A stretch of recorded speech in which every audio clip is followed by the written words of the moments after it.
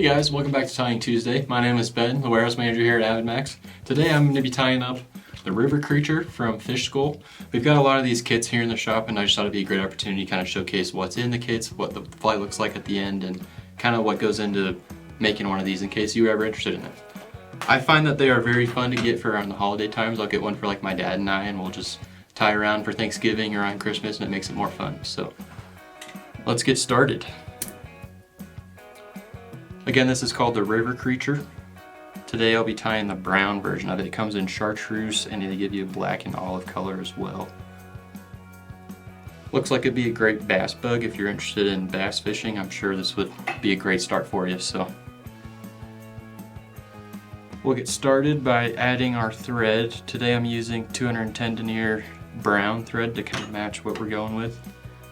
For this fly in particular, you do kind of want a thicker thread, so more of a at least 140 denier, more so 210 would be preferable, just so you can have enough grip on the material.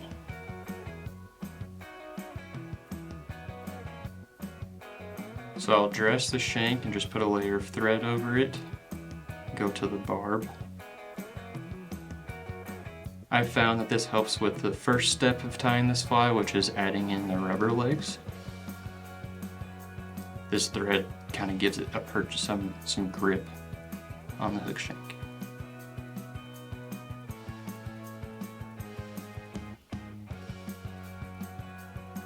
So about 2 eyes from the front eye, we're going to add in our rubber legs, and to do that, we're going to take this strand of included rubber legs, and then I'll just take and fold them in half like that, and then cut like this. That way it's basically half, right?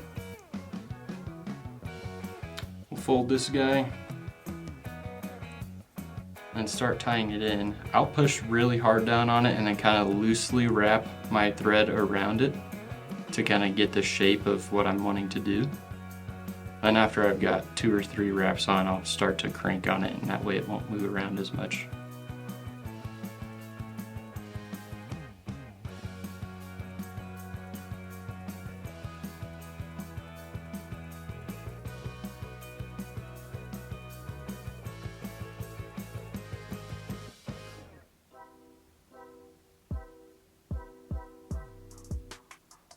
And I'll wrap this all the way to the barb to start out with.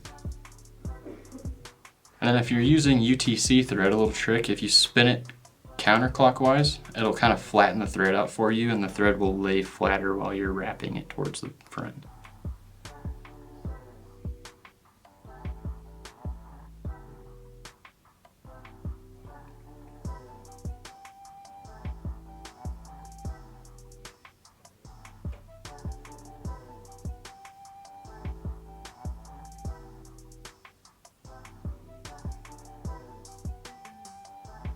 And I'll take some time to just make sure that my wraps are even and that I'm kind of coating the shank the way that I am anticipating.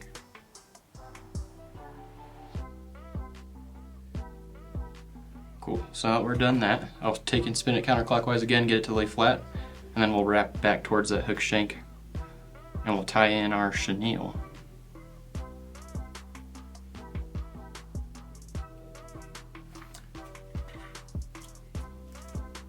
This is a stag chenille in brown for this color over time. And if you notice when you take it out of the package, it's kind of got a direction going already. You'll want, when you're tying in, you want all these strands to lay towards the back of the fly. So I'll tie this in with the strands facing that direction, just to kind of help give it some better angle.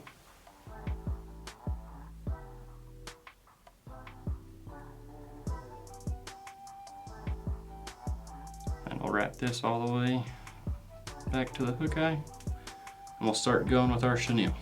So I will start my first wraps, and then as you're wrapping, you'll kind of take and pull these strands back just to make sure that as you're tying this, the strands will lay the right direction and it'll look nice at the end.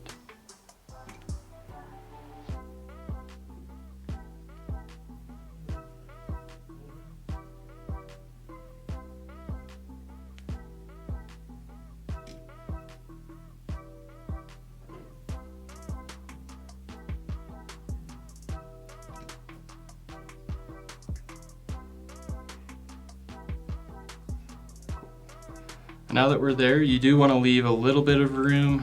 I'll wrap this maybe one more time. You want to leave some excess room on the front of this hook to make sure that we've got space for our helmet that we're going to put on.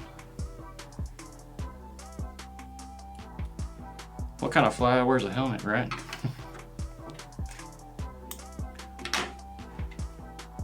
Cool. Now that we're there, we're going to attach our helmet. It's a little weight that gives it some cool shape. Before we do that, I'm actually going to throw a whip finish on here.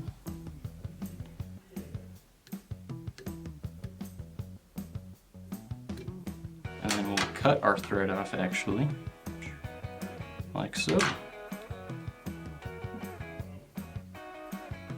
And with this, you'll kind of want to just put it on over and make sure that you're looking the right way that you're wanting it to look. I like it, so we'll go rock with it. To put the helmet on, we're gonna put some super glue on the inside of it just to give it some texture and grip on the inside.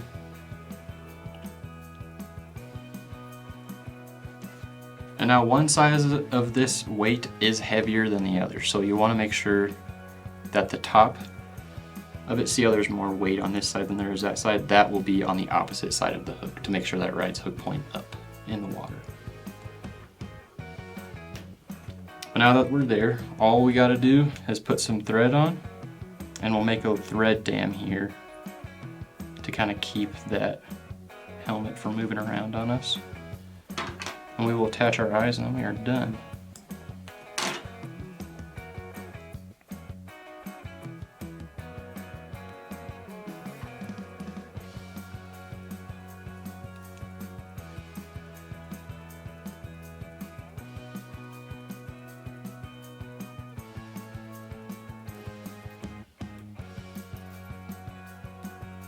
Do the whip finish.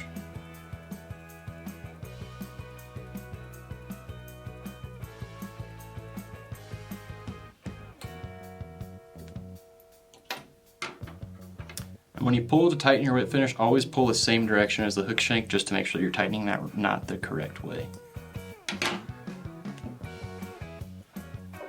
I'll add some resin here at the top just to make it look a little prettier.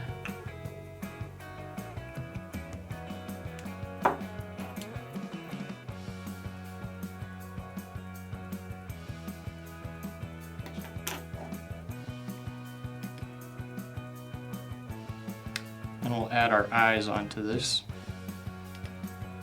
These eyes are included in the kit. I find it's easiest to place them on top of, kind of have your vise at an angle like that.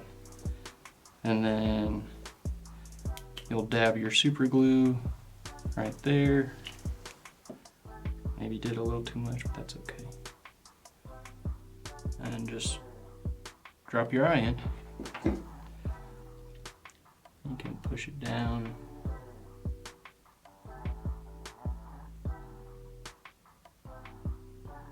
Position it correctly. Cool. We'll do the other side.